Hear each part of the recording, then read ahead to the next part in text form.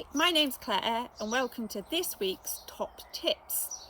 So this week is a progression of last week where we were talking about the relationship between the mind and the body, and that the body is boss, and it certainly is. In the relationship of the mind and body in a healthy person, I would say there is pretty much a very balanced, not frustrating or challenging relationship much at all between the mind and the body. The mind very much instructs the body to go to work, to do some exercise. The body does it and the mind goes, well done, and that's all grand. When we get chronically ill, the body goes through severe medical trauma, and particularly with people with chronic illnesses, normally repeated medical trauma, and that is certainly my journey. What I had to do when I became chronically ill is go through a whole metamorphosis, and I think particularly listening to all the Medis on Medicare and interviewing other people with chronic conditions, I think we all go through this hibernation period, and I definitely went through it, mostly because I was so physically ill. But it's a period almost when we're in that cocoon, when the caterpillar's built its cocoon, and it's the process of bereavement, of acceptance, and then of adaptation. And I think when we learn to adapt, when we learn to restructure things, the butterfly emerges and flies off. And it's a great world again. It's the end of the beginning, but the beginning of the middle. And that's what I would say to you in terms of your chronically ill journey. The beginning is horrible, I won't lie. It won't be horrible all the time, but it will take you to places, to struggles that you didn't even know could be so physically and mentally hard. But just keep going, just take one day at a time, and you will get there. When you learn that the body is boss, very much now I call myself the turtle. I'm Claire Mark II. The healthy me was the hare, the person that played hard, that partied hard, you know, that was a workaholic. And that was Mark 1. But Mark 2, I may not be as physically able as I used to be, but I'd say in other terms of my health and well-being, they are actually better, and I've got a much more balanced life. And it's through listening to my body. So I spoke to you last week about listening to your body 2 or 3 times a day. If I'm doing something more physically or emotionally challenging, I will listen to it more than 2 to 3 times a day. But the secret here is to listen to your body, and whatever your mind wants to do, you know, that could be meeting friends, it could be going to work. Make sure that the body can fulfill the mind's needs, whether that is something to energize you or something to enable you to rest. The body needs to be the boss. So the progression of this is about plans. I come from a teaching background, so we're really into plans. We love schemes of work, we love lesson plans, we love, you know, making long-term aims, short-term aims, mid-term aims, and being accountable for our targets. I also come from a sporting background where, particularly in competition, we write training programs where we're going to improve incrementally, progressively, and get better. And that is great. But when you've got a chronic illness, plans don't work like that. They have to be open and they have to be dynamic. And this took me a long time to learn. Really, really listen to your body, because once you listen to your body, your to-do list will become much more manageable. If your to-do list is still unmanageable, you're not listening to your body, you're listening to your mind more than your body. My body can do things that I don't sometimes have any warning about. Sometimes I do, but because of the chronic conditions I've got, I have to live very dynamically. There is far more peace though and continuity in my life now, and it's because I'm listening to my body a lot more, and also my life is far more balanced holistically in terms of my health and wellness.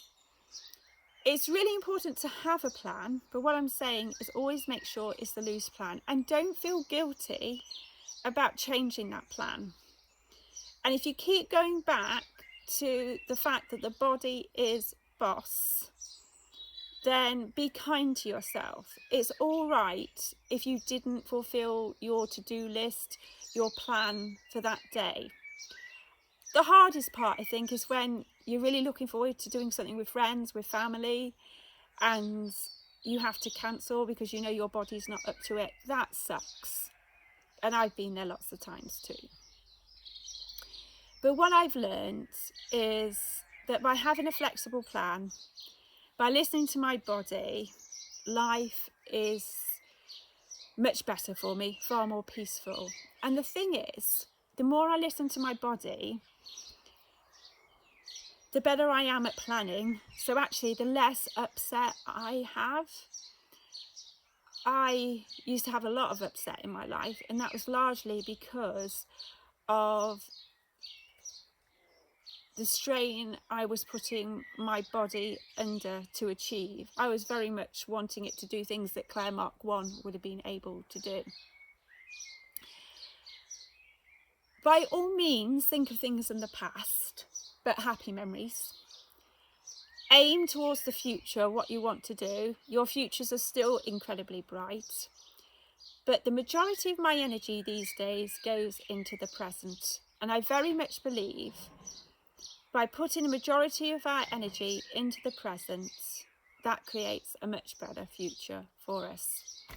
Dr. Wayne Dyer, I think, says something beautiful about plans and very, very wise. And I'm going to read it to you. Having a plan is not necessarily unhealthy, but falling in love with the plan is a real neurosis. Don't let your plan become bigger than you are. Planning for the future, having goals, looking forwards to a better life, these are all terrific. But remember that life is really what happens to you whilst you are making other plans. Enjoy today, have your plan, but don't fall in love with the plan.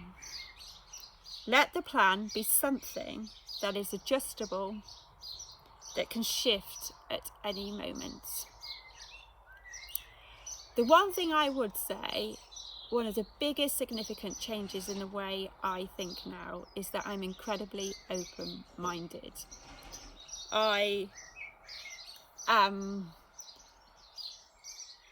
open to where I live, how Medicare evolves.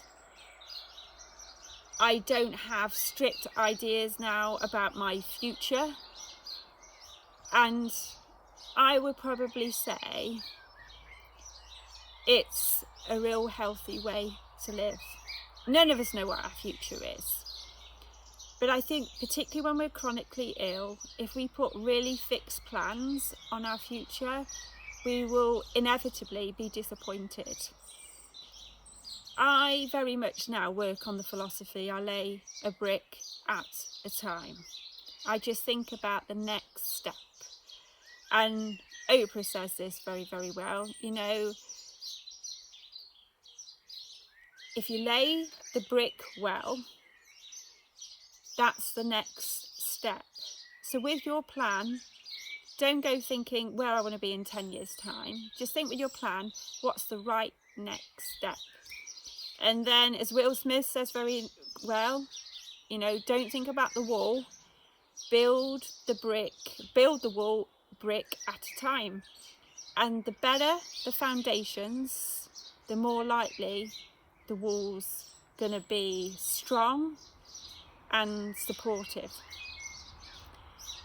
So be open with your plans, have loose plans, lay one brick at a time. And I think what we're going through COVID here, there's a whole lot of uncertainty.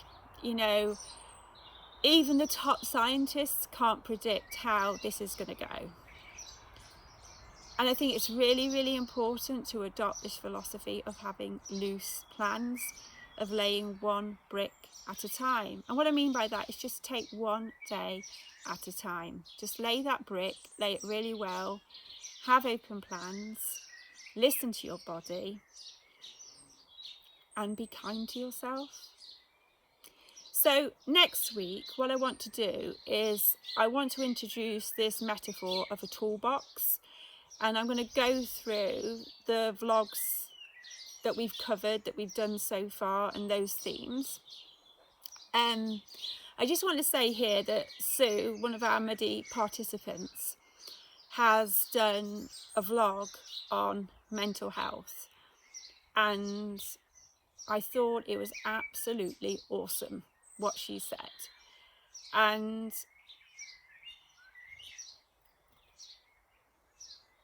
I think it took huge bravery and courage to say what she did. And I think this is a really, really important point as well. She has had to completely restructure her life and thought processes as well. And I think that must be doubly hard when you've got mental health challenges as well.